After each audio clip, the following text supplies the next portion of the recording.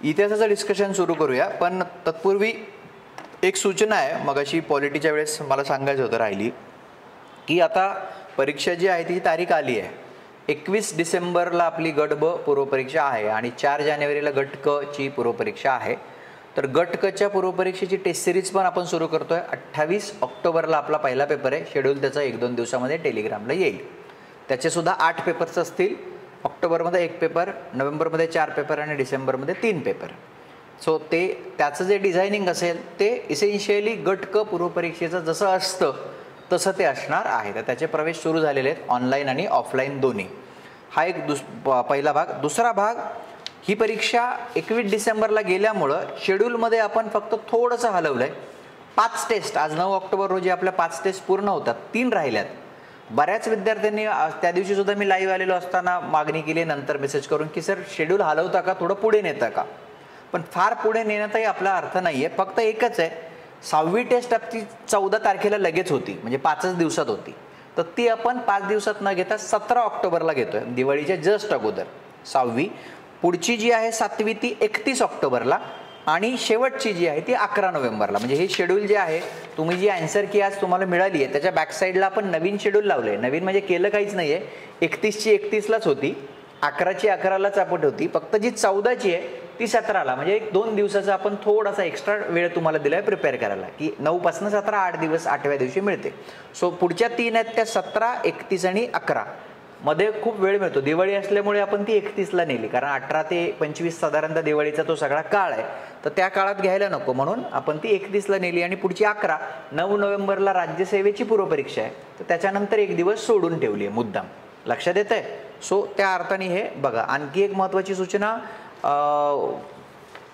11 तारखेला म्हणजे परवा आणि आपली राज्यसेवा पूर्वपरीक्षेची टेस्ट आहे GSची. ज्या विद्यार्थ्यांना इथं ऑफलाईन द्यायची आहे ते मोफत इथे येऊन ती ऑफलाईन देऊ शकतात. फक्त डिस्कशनसाठी मात्र ते फीज जी काही आहे 199 ती तुम्हाला ॲपवरती पे करायला लागेल. त्याचं डिस्कशनसुद्धा आपण घेणार आहोत, की ज्याच्यामध्ये सगळं ते इन डिटेल आपण बोलणार आहोत. सो ती आहे 11 तारखेला आणि दुसरी आहे त्याची 1 नोव्हेंबरला राज्यसेवा पूर्व. ऑफलाईन ज्यांना फक्त इथे द्यायचे आहेत, डिस्कशन नको आहे, त्यांच्यासाठी आपण एक मॉक टेस्ट आहे. पेपर पुढे गेला आहे आणि मग आता बऱ्याच विद्यार्थ्यांचं प्रिपरेशन झालं तर एक फील यावा म्हणून ते इथे येऊन ऑफलाईनला ती देऊ शकतात. ओके. सो ही सूचना बघा. प्रश्न क्रमांक 16, इतिहासाचं डिस्कशन बघूया आता. सन 1890 मध्ये पुढीलपैकी कोणत्या महिलेने राष्ट्रीय अधिवेशनाला संबोधित केले? भाषण कोणी केलं? पहिल्यांदा भाषण कोणी केलं? NCERT मधून घेतलेला प्लेन प्रश्न आहे. कादंबिनी गांगुली. 1861 ते 1923 जो जीवनपट आहे, डॉक्टर कादंबिनी गांगुली फिजिशियन आहेत, डॉक्टर पण आहेत. कलकत्त्याच्या मेडिकल कॉलेजमधून त्यांना मेडिसिनची डिग्री पण मिळालेली आहे. म्हणजे 1886 मध्ये आनंदीबाई जोशींना पण ती मेडिसिनची डिग्री मिळाली आहे आणि कादंबिनी गांगुलींना पण मेडिसिनची डिग्री मिळाली आहे. पण आनंदीबाई जोशींचं जे काही आहे 1887 मध्ये TBने क्षयरोगाने निधन झाल्यामुळे मग त्या पुढे फारशी प्रॅक्टिस करू शकल्या नाहीत. सो ह्या ज्या आहेत डॉक्टर कादंबिनी गांगुली, ह्या फिजिशियन पण आहेत आणि सोशल रिफॉर्मर समाज सुधारक पण आहेत. प्लस महिला मुक्तीसाठी वुमेन इमॅन्सिपेशनसाठी सुद्धा त्यांनी काम केले. आणि आणखी एक त्यांची इंटरेस्टिंग गोष्ट बऱ्याच लोकांना माहीत नसते, द्वारकानाथ गांगुलींच्या त्या पत्नी आहेत. कादंबिनी गांगुली या द्वारकानाथ गांगुलींच्या पत्नी आहेत आणि त्यांच्याच प्रयत्नांनी म्हणा किंवा पाठिंब्याने म्हणा किंवा सहकार्याने म्हणा, काही म्हणा, तर त्या बरेचशी कामं त्यांनी केली आहेत. ब्राह्मो समाजाचं खूप मोठं काम बंगालमध्ये कादंबिनी गांगुली यांनी केलेली आहे. त्यांची जर 2-3 कार्यक्षेत्र म्हटली तर पहिलं ब्राह्मो समाज, दुसरं इंडियन नॅशनल काँग्रेसशी संबंधित काम आणि तिसरं मेडिसिनमधलं काम आणि चौथं महिलांच्या मुक्तीसाठी केलेलं काम. बेथुन कॉलेज जे आहे तिथं त्यांचं शिक्षण झालं आणि त्या पहिल्या ज्या काही ग्रॅज्युएट आहेत ना महिला आपल्याकडे, त्यांच्यापैकी एक आहेत. सुरुवातीच्या काळातल्या ज्या पदवीधर आहेत, सुरुवातीच्या काळामध्ये ज्या वेस्टर्न मेडिसिनची प्रॅक्टिस करत होत्या भारतामध्ये, त्यापैकी त्या एक आहेत. 1886 मध्ये त्यांना graduate of Bengal medical college GBMC ही जी डिग्री आहे ती मिळालेली आहे. लक्षात येतंय. तर आता या 1890 मध्ये त्यांनी काँग्रेसमध्ये भाषण केलं. काँग्रेसच्या अधिवेशनामध्ये ज्याला आपण म्हणतो फर्स्ट वुमन स्पीकर, बोलणारी पहिली महिला, त्या डायसवर जाऊन ऑफिशियली बोलणारी पहिली महिला म्हणजे कादंबिनी गांगुली. उपस्थित राहिलेली पहिली महिला आहे का? नाही. काँग्रेसच्या अधिवेशनाला महिला डेलिगेट ज्या आल्या ना काँग्रेसच्या अधिवेशनाला महिला डेलिगेट ज्या आल्या म्हणजे त्या 1889ला आल्यात डेलिगेट म्हणून. 10 तिथे रजिस्टर होत्या, 10 महिला रजिस्टर. हा प्रश्न सुद्धा मी मेन्सच्या आपल्या टेस्ट सिरीजमध्ये घेतलेला आहे. त्यापैकी उपस्थित 6 राहिलेले आहेत. तर त्या उपस्थित 6 महिलांमध्ये एक कादंबिनी गांगुली होत्या. म्हणजे 1889ला बॉम्बेमध्ये कोण अध्यक्ष आहे आपण ऑलरेडी डिस्कस केलं, विल्यम वेडनबर्न. विल्यम वेडनबर्न INC अध्यक्ष असताना ज्या 6 महिला उपस्थित राहिल्या होत्या डेलिगेट म्हणून, त्यांच्यापैकी एक कादंबिनी गांगुली. आणि बोलणाऱ्या ज्या आहेत त्या पुढच्या वर्षी 1890च्या अधिवेशनामध्ये फिरोजशाह मेहता अध्यक्ष होते कलकत्त्याला. त्या अधिवेशनामध्ये त्या स्पीकर आहेत, त्यांनी संबोधित केले. लक्षात येते. सो हे लक्षात ठेवायला पाहिजे की 1890 मध्ये त्यांनी काय केलं आणि 1889 मध्ये त्या डेलिगेट म्हणून उपस्थित होत्या. त्यांच्या सोबत ज्या प्रॉमिनंट महिला आहेत ना त्या 6 पैकी ज्या परीक्षेला येऊ शकतात, ऑलरेडी मी मेन्स याच्यात घेतलेला होता प्रश्न. कादंबिनी गांगुली एक झाल्या. महाराष्ट्रातली मेन नाव आहेत पंडिता रमाबाई 1889, पंडिता रमाबाई. दुसरं काशीबाई कानिटकर, लेखक म्हणून ज्यांचं नाव येतं काशीबाई कानिटकर. आणि आणखी एक तिसरं महत्त्वाचं नाव आहे रवींद्रनाथ टागोरांची बहीण स्वर्णकुमारी देवी. ॲटलिस्ट ही 4 नावं लक्षात ठेवावी. कादंबिनी गांगुली, पंडिता रमाबाई, काशीबाई कानिटकर आणि स्वर्णकुमारी देवी 1889ला डेलिगेट म्हणून हजर आहेत आणि 1890ला यांनी भाषण जे काही आहे ते केलेलं आहे. येते लक्षात. नेक्स्ट प्रश्न क्रमांक 17 पुढच्या पानावर बघा काय म्हटलंय. All India trade union Congress, हा जी आयटक आहे ना, all India trade union Congress, मी प्रत्येक टेस्टला प्रश्न घेतो बघा. एवढा आयोगाला आवडणारी संघटना आहे ती. तुम्ही ग्रुप बी ग्रुप सीचे पूर्व काढा, मेन्स काढा, एक प्रश्न आयटकवर असतो म्हणजे असतोच. बाकी सगळं बोलून झालंय आपलं. 31 ऑक्टोबर 1920ला ते एम्पायर थिएटर आहे बॉम्बेमध्ये, तिथे त्यांचं पहिलं अधिवेशन झालं. लाला लजपतराय अध्यक्ष होते. आपण खूप गोष्टी बोललेल्या आहेत. तरी पण आयटकवर दरवेळेला मला मोह होतो. कारण काय, प्रत्येक नवीन पेपर झाला, मेन्स असू दे ग्रुप सीची, ग्रुप आयटकवर घुमून फिरून ते येतातच. त्यामुळं आयटक खूप कन्फर्म करा. मी गेल्या वेळेस पण बोललो, आठवत आहे का आयटकवर, आयटकच्या स्थापनेवर नामा जोशींची जी सोशल सर्व्हिस लीग आहे त्याच्या वेळेस सुद्धा मी बोललो होतो की नामा जोशींचं फार असं जहाल स्वभाव नव्हता. आठवत असेल जॉर्ज फर्नांडिस आणि ते सगळं आपण डिटेल डिस्कस केलं त्या दिवशी, की मी म्हटलं की ते काही असे जहाल कामगार नेते नव्हते.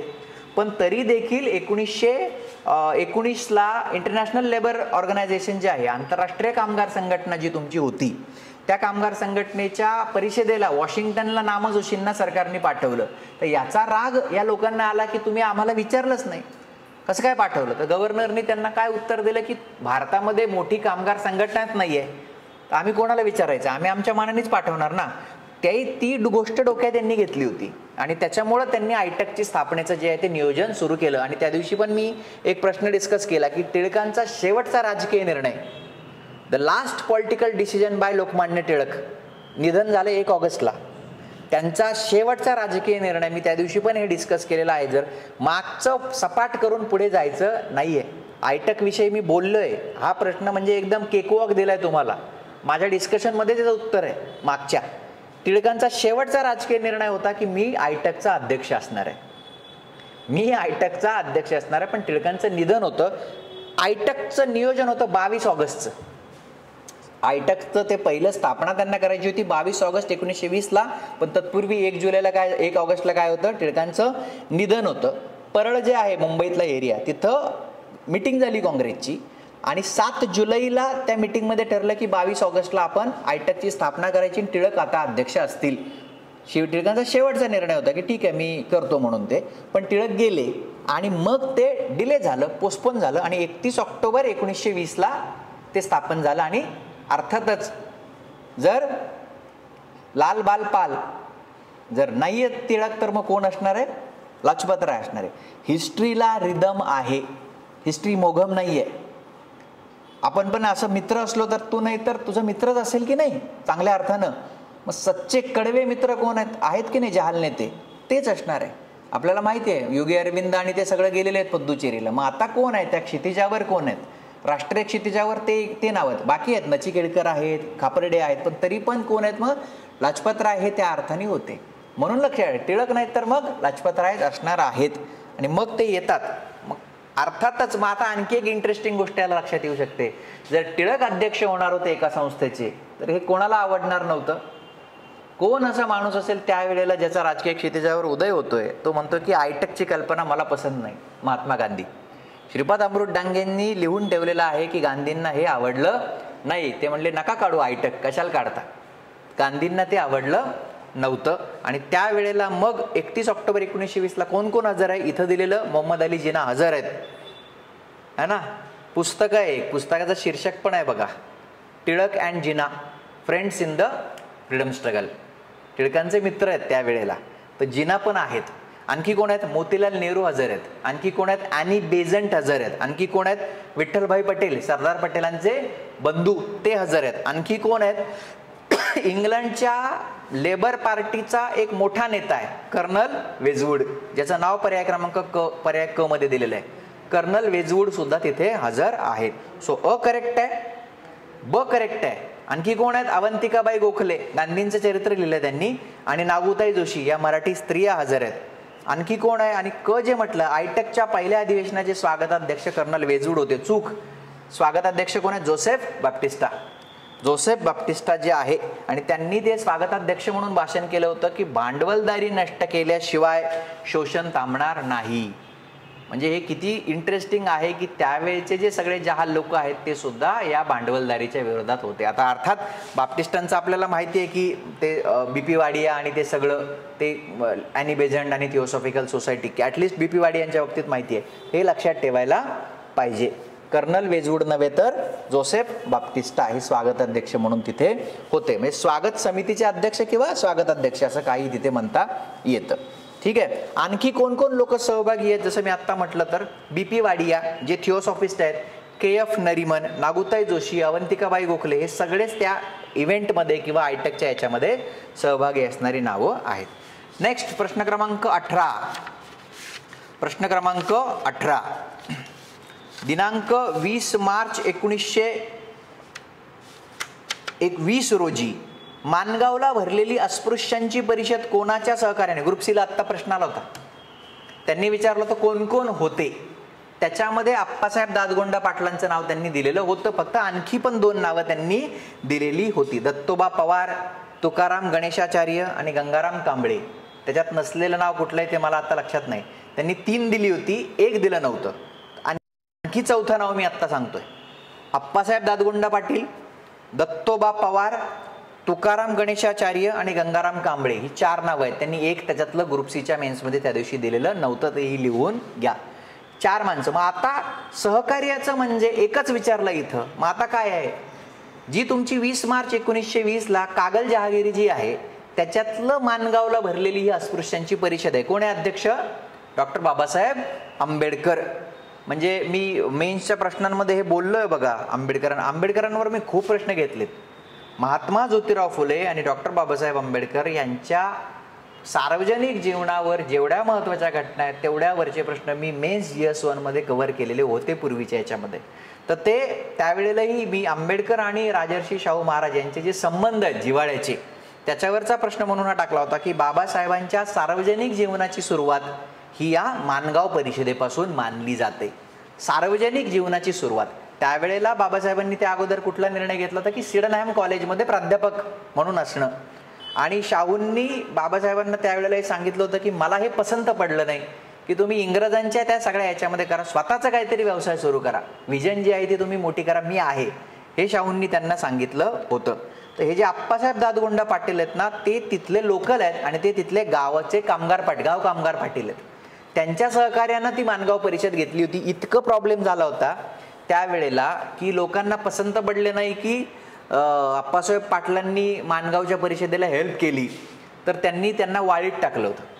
गावकऱ्यांनी वाळीत टाकलं होतं. म्हणजे त्यांचे केस कोणी कापायला तयार नाही, किराणा त्यांना कोणी द्यायला तयार नाही, जैन गृहस्थ येथे, तरी सुद्धा हे होतं. तर शेवटी शाहूंनी आदेश काढून धमकावलं की जर तुम्ही त्यांना वाळीत जे टाकलं ते थांबवलं नाही तर मी तुम्हाला तुरुंगात टाकेन. तेव्हा त्यांच्यावरचं जे सगळं आहे ते थांबलं. आणि मग पुढे त्यांचं शाहूंचं खूप फेमस भाषण आहे शाहू महाराजांचं की अस्पृश्यांना मनुष्याप्रमाणे वागवल्याशिवाय या देशाचं राजकारण कसं होणार. आणि आंबेडकरांना मग त्यांनी खूप तिचं आंबेडकरांचं कौतुक केलं त्या परिषदेमध्ये की बाबासाहेबांना त्यांनी राजपूतवाडीच्या कॅम्पवर जेवायला बोलवलं, भोजनासाठी जाहीर आमंत्रण दिलं. ही खूप मोठी घटना आहे. आत्ता आपल्याला असं वाटू शकतं, पण लोकांनी ना अक्षरशः जे लोक त्या सहभोजनामध्ये गेले ना त्यांना वाळीत टाकलं होतं. म्हणजे एका अर्थानं ते सगळं त्यावेळेला जाती व्यवस्था ही खूपच जास्त विचित्र होती आणि त्यावेळेला त्यांनी इन्व्हाइट करणं, शाहू महाराजांनी आंबेडकरांना इन्व्हाइट करणं ही मोठी गोष्ट होती. त्यांनी जरीपटक्याचा आहेर पण दिलाय माणगाव परिषदेमध्ये. तुम्ही जर ते डिटेल वाचलं ना ते खूप मजेशीर आहे की खूपच मोठा सन्मान शाहूंनी आंबेडकरांचा केलेला आहे त्या माणगावच्या परिषदेमध्ये. आणि मग पुढे असं ठरलं की त्यावेळेला मुंबईमध्ये बहिष्कृत हितकारिणी सभा नावाची संस्था स्थापन झाली होती 1920ला. पांडुरंग भटकर जे आहेत ते आणि त्याचे अध्यक्ष त्यावेळेला रामचंद्र कदम होते. तर त्या बहिष्कृत हितकारिणी सभेत ते अर्थातच मूकनायकचं जे कार्यालय आहे ना, मूकनायक पण सुरू झाला त्याच वेळेला. मूकनायकच्या ऑफिसमधूनच ती संस्था जी आहे ती सगळी चालवली जायची. आंबेडकरांच्या याच्यामध्ये आपण ते बोललेलो आहोत. तर त्याच्या वतीने एक शिष्टमंडळ गव्हर्नरकडे जायचं आणि ते माणगावच्या परिषदेमध्ये डिसाईड झालं. पण अर्थात शाहू त्याचे अध्यक्ष असणार होते. गव्हर्नरने त्यांना भेट तशी दिली नाही. लक्षात येते. सो अप्पासाहेब दादगोंडा पाटील हे गाव कामगार पाटील होते. त्यांच्या सहकार्यानं ती परिषद झाली आणि तिथं आणखी 3 नावं येतात: दत्तोबा पवार, तुकाराम गणेशाचार्य आणि गंगाराम कांबळे. लक्षात येतंय. डॉक्टर बाबासाहेब आंबेडकरांच्या सार्वजनिक जीवनाची सुरुवात या माणगावच्या परिषदेपासून झाली असं मानलं जातं. प्रश्न क्रमांक 19. पुढीलपैकी कोणत्या सत्यशोधकी कार्यकर्त्यांनी जलशामार्फत विचारांचा प्रसार केला? आयोगाचे फेवरेट आहेत. त्यांनी एकदा विजोड व्यक्ती ओळखा म्हणून असा प्रश्न दिलेला होता. सत्यशोधकी जलसे 24 सप्टेंबर 1873ला सत्यशोधक समाजाची स्थापना होते आणि हळूहळू मग पुढे ब्राह्मणेतर चळवळाने ते यायला लागतं. पण काही सत्यशोधकी कार्यकर्ते, सत्यशोधकी विचारांचे पाईक असणारे लोक हे सत्यशोधकी विचारांचा प्रसार करत होते. 1920च्या दशकामध्ये, इस्पेशली 1921, 22, 23, 24 या 3-4 वर्षांच्या कालखंडामध्ये सत्यशोधकी जलशांची मोठी प्रथा होती. आणि मी त्या दिवशी छत्रपती मेळा याच्यावर पण बोललो, तुम्हाला जर आठवत असेल तर, जेधेंवरती, की जेधेंनी कशा पद्धतीने पुण्यामध्ये ते सुरू केलं आणि ब्राह्मणेतर वादामध्ये एकमेकांवरती कशी चिखलफेक होत होती. त्या आधारेच हे पण येतं की सत्यशोधकी जलसे पण व्हायचे. त्याच्यामध्ये लोक कवनं लिहायचे आणि सत्यशोधकी विचारांचा प्रसार करायचे. 1921, 22, 23 मध्ये या जलशांमधनं जमीन मालकांना विरोध करण्याची प्रेरणा, कारण हे साधारणतः कुणबीक करणारे जे शेतकरी आहेत त्यांना जागृत करण्याचं काम या सत्यशोधकी जलशांनी केलं. आणि जमीन मालकांना, ज्याला आपण म्हणतो की त्यांच्या शोषणाविरुद्ध लढण्याची प्रेरणा देण्याचं काम या जलशांनी केलं. मग कोण कोण आहेत? सगळेच आहेत. रामचंद्र घाटगे आहेत, तात्याबा पाटील आहेत, सोनोपंत रामचंद्र कुलकर्णी आहेत, ज्योतिराव फाळके आहेत. आणखी जर महत्त्वाचं नाव ज्योतिराव फाळके आहेत, भाऊराव पाटोळे, भिलवडी गावचे भाऊराव पाटोळे आहेत. हे 4-5 नावं येतात. इस्पेशली हे जे सोनोपंत कुलकर्णी जे आहेत ना, हे जातीने ब्राह्मण आहेत. सोलापूरमध्ये मेडद नावाचं गाव आहे, मेडद. त्या मेडद मधले हे रामचंद्र कुलकर्णी आहेत, सोनोपंत कुलकर्णी. तरी सुद्धा त्यांनी स्वतः ब्राह्मण असलो तरी त्यांचे हे आहेत, असे जलशांमधली वाक्य फेमस आहेत. ते सांगतात की माझ्यावर मग माझ्याच जातीतले लोक, माझ्याच ज्ञातीतले लोक कसा अत्याचार करतात आणि मी जरी जन्मानं ब्राह्मण असलो तरी मला सत्यशोधकी विचारांचं आकर्षण आहे, मला ते पटतात म्हणून मी त्यांचे जलसे करतो. आणि हे खूप फेमस होते. त्यांच्याकडे ते जे म्हणतो ना ते स्किल आहे सादर करण्याचं, त्याच्यामुळं सोनोपंत कुलकर्ण्यांचे जलसे खूप फेमस होते. म्हणजे मोतीराम वानखेडे विदर्भातले आहेत, शामराव कुलट आणि लक्ष्मण भोसले हे विदर्भातले लोक कवनं लिहायचे आणि मग हे लोक त्यांची कवनं सादर करत असायची. लक्षात येते. सो 3ही नावं तिकडे येतात. नेक्स्ट 20. राजर्षी शाहू महाराजांच्या निधनानंतर पुढीलपैकी कोणी हिंदुस्थानचा अब्राहम लिंकन गेला? ते राजर्षी लिहिताना थोडा टायपो एरर झालाय बरं का तिथे. हिंदुस्थानचा अब्राहम लिंकन गेला अशा शब्दात त्यांच्या जाण्याला आदरांजली वाहिली होती. गवई जे काही आहेत, बहिष्कृत भारतकर्ते गवई, गणेश आकाजी गवई बहिष्कृत भारतकर्ते. म्हणजे आता बहिष्कृत भारतचं आपल्याला एक दिसतं. 1927ला डॉक्टर बाबासाहेब आंबेडकरांनी स्वतः संपादक राहून ते सुरुवात केलेली होती. त्याच्या अगोदर बहिष्कृत भारतचं एक हे दिसतं की ह्यांनी ते सुरू केलेलं आपल्याला नोंद सापडते.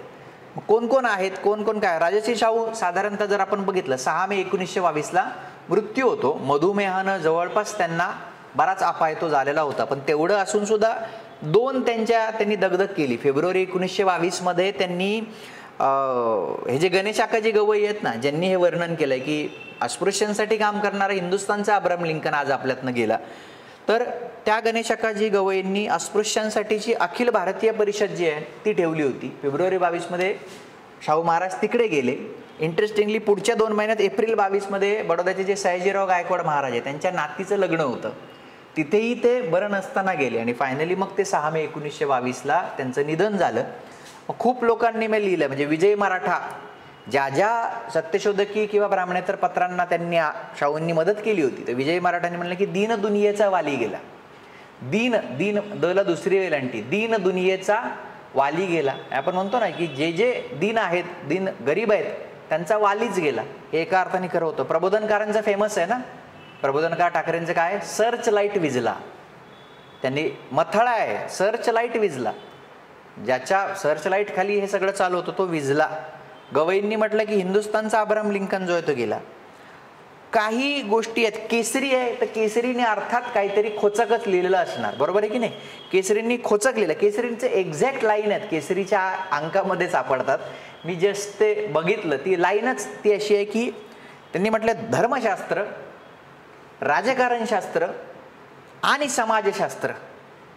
धर्मशास्त्र, महाराष्ट्राचं धर्मशास्त्र, कारण आपल्याला माहिती आहे ते ताई महाराज प्रकरण, वेदोक्त प्रकरण, केसरीची भूमिका काय राहिली आणि लोकमान्य टिळक आणि शाहू महाराज यांच्यातलं जे कॉन्फ्लिक्ट आहे तेही आपल्याला माहिती आहे. केसरीने म्हणलं की धर्मशास्त्र, राजकारणशास्त्र आणि समाजशास्त्र, एक्झॅक्टली केसरीच्या शब्दात बोलायचं तर ह्यांच्यामध्ये शाहू महाराजांनी वक्रबुद्धीचा नांगर टाकला.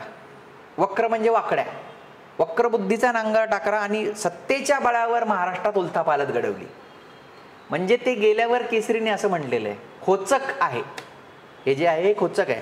आणखी मुकुंदराव पाटील दिनमित्र, मुकुंदराव पाटलांचं त्यांचं थोडंसं वैचारिक मतभेद होते. म्हणजे मला सांगायचं काय, केसरीचं जर ठीक आहे थेट जाहीरच त्यांच्याशी, मुकुंदराव पाटील सुद्धा ब्राह्मणेतरसाठी काम करतात. मुकुंदराव पाटील ग्रामीण पहिले पत्रकार आहेत भारतातले. मुकुंदराव पाटलांवर मी खूप व्हिडिओ केलेत, दिनमित्र आणि त्या सगळ्या त्यांच्या कामावर. मुकुंदराव पाटील हे थोडेसे त्यांच्या विचारसरणीचे असून सुद्धा त्यांनी एक थोडीशी टीका अशी केली होती की त्यांनी सत्यशोधक समाजाचा उपयोग करून घेतला. म्हणजे त्यांच्या मार्गाबद्दल त्यांना नापसंती आहे. आणि मग मुकुंदराव पाटलांवर शाहूंचे जे अनुयायी आहेत यांनी खूप त्यांच्यावर जहरी जी आहे ती टीका केलेली दिसून येते. लक्षात येतं. म्हणजे थोडकं महाराष्ट्रात ही परंपरा होती, वैचारिक मतभेद लोकांमध्ये होते. सो काहींनी गौरव केला, जे वैचारिक विरोधक आहेत आपण त्यांची नोंद फक्त ती घेतलेली आहे. नेक्स्ट प्रश्न क्रमांक 21. चले जाव आंदोलनाच्या सुमारास पुढीलपैकी कोणी हिंदुस्थान लाल सेना स्थापन. आता लाल सेना असा शब्द आलेल्या लक्षात यायला पाहिजे की हे डाव्या विचारांचे लोक होते. हिंदुस्थान लाल सेना कोण कोण आहेत, मग त्याचे सेनापतीच आहेत मदनलाल बागडी. मग हा टॉपिक कुठे येतो, विदर्भातली चले जाव चळवळ. विदर्भातली चले जाव चळवळ 13 एप्रिल 1939ला हिंदुस्थान लाल सेनेची स्थापना मदनलाल बागडी यांनी केली. आणखी कोण कोण आहेत, विनायक सखाराम दांडेकर आणि श्याम नारायण काश्मीरी. विनायक सखाराम दांडेकर आणि श्याम नारायण काश्मीरी हे 3 लोक त्याच्यात आहेत. श्रीपाद अमृत डांगेंचा आणि M.N. रॉय, मानवेंद्र रॉय यांचा कोणताही संबंध तिथे नाही. लाल सेना म्हणून जर एखाद्याला वाटलं की डाव्या लोकांची नावं अ क ड मध्ये लिहून टाकू, विषय संपवून टाकू, तर अशा हे करायचं नाहीत. इस्पेशली इतिहासाचा पेपर जेव्हा आपले येतात डेक्कन आयचे किंवा काय, तेव्हा असं थापा मारल्या, लॉजिक काहीतरी लावलं असं करतच नाही. परफेक्ट माहीत असल्याशिवाय उत्तर येणार नाही अशी व्यवस्था तिकडे केलेली असते. लाल सेना, मग आता यांची प्रेरणा कोण होती माहिती आहे का, ह्या हिंदुस्थान लाल सेनेची? ती हिंदुस्थान रिपब्लिक असोसिएशन आणि HSRA वगैरे जे आहे ना, हिंदुस्थान सोशलिस्ट रिपब्लिकन असोसिएशन, म्हणजे भगतसिंग, राजगुरू, सुखदेव यांची प्रेरणा होती. मदनलाल जे आहेत ना बागडी यांची. चले जावचे वेध त्यांना अगोदरच लागले, 39लाच सुरू केले त्यांनी. आणि त्यांनी 4 ऑगस्टला, म्हणजे 9 ऑगस्टला धरपकड आणि ते येतं ना 42ला, 4 ऑगस्टलाच लोकांना भूमिगत व्हायचं आदेश जे आहे ते त्यांनी दिलं होतं. हिंदुस्थान लाल सेनेचं एक खूप मोठं कॉन्ट्रीब्युशन, आणि ते आपल्या लक्षात येत नाही. म्हणजे जसं भारताच्या स्वातंत्र्य चळवळीच्या इतिहासात असेल किंवा ओव्हरऑल भारताच्या इतिहासाच्या अभ्यासामध्ये दक्षिण भारताचं योगदान फारसं गांभीर्यानं घेतलं गेलेलं दिसत नाही. तसंच महाराष्ट्राच्या इतिहासामध्ये सुद्धा मांडताना आपण पुन्हा मुंबई, पुणे, सातारा, सांगली, कोल्हापूरपर्यंतच थांबतो, सोलापूरपर्यंत, फार फार तर अहमदनगरच्या पुढे तिकडे आपण जातच नाही. थोडंसं वराड जे आहे किंवा विदर्भ आहे त्याचं पण आपण लक्षात घेतलेलं नाही. तर ह्या हिंदुस्थान लाल सेनेच्या सभांमध्ये राष्ट्रसंत तुकडोजी महाराज यांनी अंगार फुलवला, अक्षरशः लोकांमध्ये चेतना जागृत केली. तुकडोजी महाराजांना अटक झाली होती तुम्ही हिंदुस्थान लाल सेनेच्या याच्यामध्ये हे केलं म्हणून. यांनी पोलीस ठाण्यांवर हल्ले केले, हे केले, पण तेवढं लोकांना हे कॉन्ट्रीब्युशन माहीत नाही. लक्षात येतं. नेक्स्ट प्रश्न क्रमांक 22, अयोग्य जोडी किंवा जोड्या ओळखा. महाराष्ट्रातल्या त्या काळातल्या सगळ्या संघटना आहेत. बघा बरं, नागनाथ अण्णा नायकवडी आत्ता ग्रुप सीला प्रश्न आला होता, त्याच्यातही लोकांनी अक्षरशः डिस्कशन घेताना नाना पाटलांचं नाव घेतलं. म्हणजे इतिहास तुम्ही 360 काय म्हणजे 720 डिग्रीमध्ये झोपवून टाकलं ना. जर तुम्ही अशा पद्धतीने करणार असाल, म्हणजे नागनाथ अण्णांचं नाव तुम्हाला आझाद दलाचं माहीत नाही आहे बऱ्याच लोकांना, हे खूप विचित्र आहे. ठीक आहे, मग काय काय अपासून सुरुवात करू. NS हर्डीकर, हिंदुस्थान सेवा दल. 28 डिसेंबर 1923ला NS हर्डीकरांनी हिंदुस्थान सेवा दलाची स्थापना केली होती. 1931चं INCचं कराचीचं अधिवेशन आहे. कराची अधिवेशनाने त्यांच्या संघटनेला मान्यता दिली आणि तेव्हापासून त्याचं नाव मग काँग्रेस सेवा दल झालं. लक्षात येत आहे. सो ते वैयक्तिक सत्याग्रह जेव्हा विनोबांचा सुरू होतो त्या काळामध्ये काँग्रेस सेवा दलाचं कामकाज थांबतं. पुढे मग राष्ट्रसेवा दल येतं, ते वेगळं. 1941 जून 1941ला राष्ट्रसेवा दल आहे. कोण आहेत त्याच्यात मग शिरूभाऊ लिमये आणि विम हर्डीकर यांनी ती स्थापना केली आहे. आणि SM जोशी हे सेवा दलाचे प्रमुख होते. पण 42च्या त्या सगळ्या आंदोलनामध्ये SM जोशी असतील त्यांनी भूमिगत कार्य केलं आणि मग तेव्हा विम हर्डीकर हे सेवा दलाचे प्रमुख झाले. तर ह्या दोन संघटना आपण आत्ता बोललोय. नागनाथ अण्णा नायकवडी यांचं आझाद दल आपल्याला माहिती आहे. क्रांतीवीर नागनाथ अण्णा नायकवडी म्हणून ओळखलं जातं. वाळवा जे ठिकाण आहे वाळवा, त्या वाळव्याचा त्यांचा जन्म आहे. मी का सांगितलं वाळवा, पुढचा प्रश्न त्याच्यावरच आहे. पुढचं जे क आहे ना, ते GD लाड आणि वाळवा गटाचे नेते, ते चुकीचं आहे. कारण वाळवा हे नागनाथ अण्णा नायकवडींचं गाव आहे आणि त्या गटाचे नेते त्यांना ते साधारणतः ते होते. ते बोलूया आपण पत्री सरकारच्या त्या सगळ्या याच्यावर. तर आझाद हिंद सेनेची प्रेरणा नागनाथ अण्णांच्या समोर होती की एक रोमॅन्टिसिझम या सगळ्या लोकांमध्ये होता. रोमॅन्टिसिझम म्हणजे चांगल्या अर्थाने की आपण काहीतरी करूया. सुभाषबाबूंची ती सगळी प्रेरणा होती की जसं यांनी केलं तसं आझाद हिंद सेनेच्या धर्तीवर आपण काहीतरी करूया आणि त्यामुळे त्यांनी त्याचं नाव पण आझाद दल ठेवलं. ते 1945ला जर तुम्ही मॉडर्न इंडियन हिस्ट्री बघत असाल तर आझाद हिंद सेनेच्या अधिकाऱ्यांवरचे खटले चालू होते. सो 1945ला दर्यागंज जो दिल्लीचा एरिया तिथं काँग्रेसने ऑफिस घेतलं होतं आणि तिथून ते आझाद हिंद सेनेच्या लोकांना ते मदत करण्यासाठी खटल्यामध्ये तिथून काम चालायचं. मणिबेन पटेल तिथे असायचे आणि त्यावेळेला हे त्यांना जाऊन भेटले पटेलांना की मला काहीतरी, तुम्ही आता आझाद हिंद सेनेच्या लोकांच्या संपर्कात आहात, साक्षी होत आहेत, हे होतं, मला यांचे जरा लष्करी अधिकारी द्या, मला इकडं आझाद दल स्थापन करायचं आणि काहीतरी क्रांती करायची. मणिबेन पटेल आणि त्यांनी सांगितलं की तुम्ही हे करू नका, आम्हाला आता पीसफुल काम करायचं आहे काँग्रेसला. कारण 45 साल आहे, वर्ल्ड वॉर आहे, त्यांना माहिती की आता सगळं हातात येत आहे. त्यामुळे त्यांनी त्यांना सपोर्ट दिला नाही. पण झालं काय की तिथं नागनाथ अण्णा नायकवडींना मनसा सिंग आणि नानक सिंग हे दोन